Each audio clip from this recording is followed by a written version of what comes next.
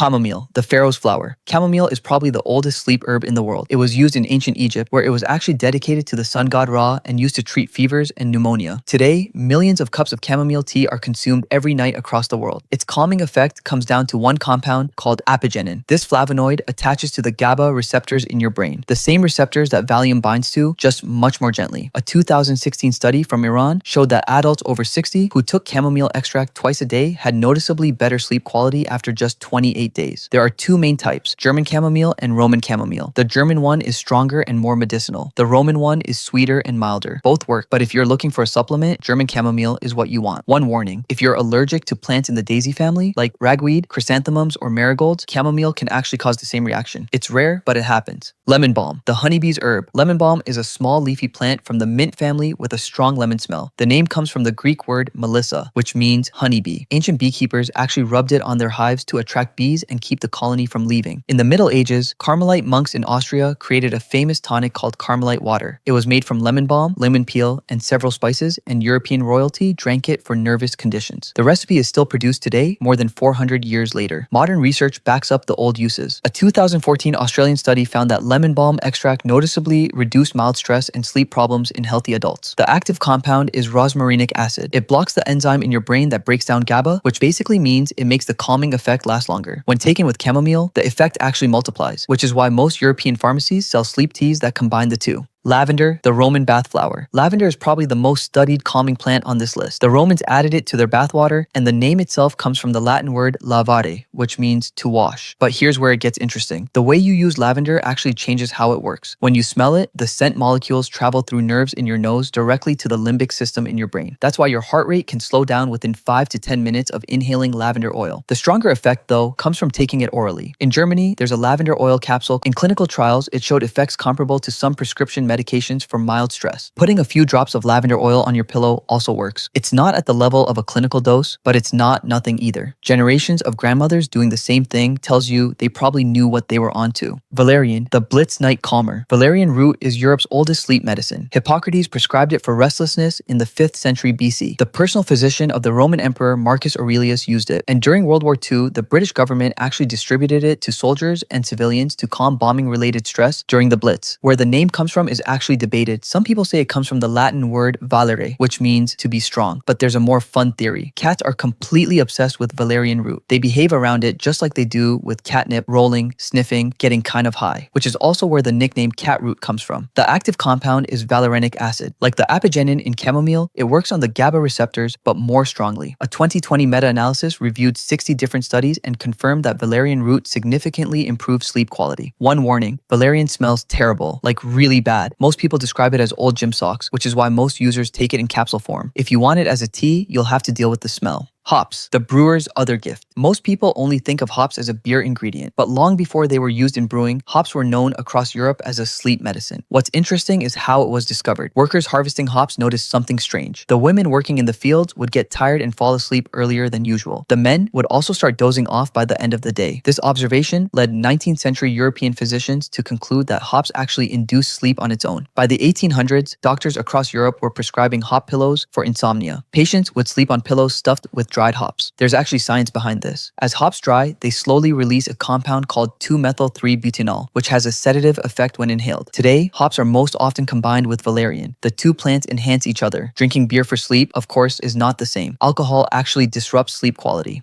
California poppy, the golden sleep. The California poppy is the official state flower of California. It has bright orange gold petals, and during the spring, it covers entire hillsides along the coast in a sea of color. When Spanish sailors first approached the California shore in the 1500s, they actually saw the coast glowing gold from a distance and named the area the Golden Hills because of these flowers. Now, here's the part most people don't expect. California poppy is a member of the poppy family, the same family as the opium poppy, but it contains absolutely no opium, none at all. It's not addictive, it doesn't make you feel groggy, and it has been called nature's side effect-free sleep aid. The local indigenous tribes, the Esselen and Chumash people, used it for centuries. They gave it to children to calm them, to adults for sleep, and even used it for tooth pain. By the late 1800s, European American physicians had picked up on it and brought it into modern herbal medicine. The active compounds are alkaloids called californidine and protopine. They bind to GABA receptors, but through a slightly different mechanism than other plants on this list. The result is interesting. It calms the mind and relaxes the body, but it doesn't leave you feeling foggy in the morning, which is what makes it kind of unique. Unlike Like Valerian, you wake up clear. In France, there's a popular over-the-counter formula that combines California poppy with valerian and glycine. It's one of the best-selling natural sleep products in Europe.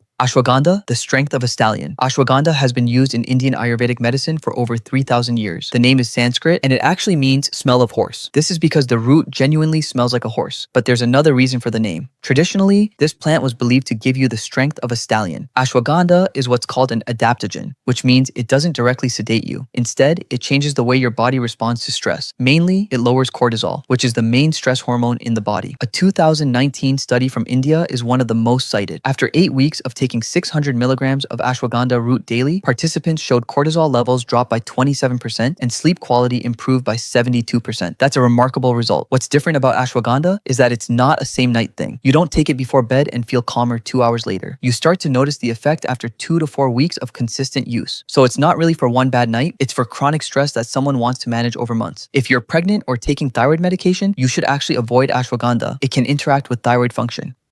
Skullcap, the Cherokee dream herb. Skullcap gets its name from the shape of its flowers. They look like little helmets or tiny skulls. There are two main types, American skullcap and Chinese skullcap. The one we're talking about here is the American variety. The Native American tribes of North America, particularly the Cherokee, used this plant for centuries. They actually called it the dream plant or spirit herb because it quieted the mind and brought deeper, more vivid dreams. In the 1700s, an American physician named Lawrence Vanderveer claimed skullcap could cure rabies. That turned out to be wrong, but the plant's actual sedative properties were real. By the 1800s, it was being exported to Europe under the name American Valerian. The active compounds are bicolin and a flavonoid called scutellarin. These bind to benzodiazepine receptors in the brain, the same receptors that Valium binds to, but again, much more gently and without the addictive properties. A 2013 American study showed that skullcap improved mood in healthy individuals and reduced stress without any drop in energy levels. That last part is key. Most calming herbs make you tired. Skullcap doesn't. It's especially used for what people call a racing mind. When your body is exhausted, but your brain just won't shut off. That's when skullcap shines. It's usually combined with valerian and passion flower in commercial sleep formulas.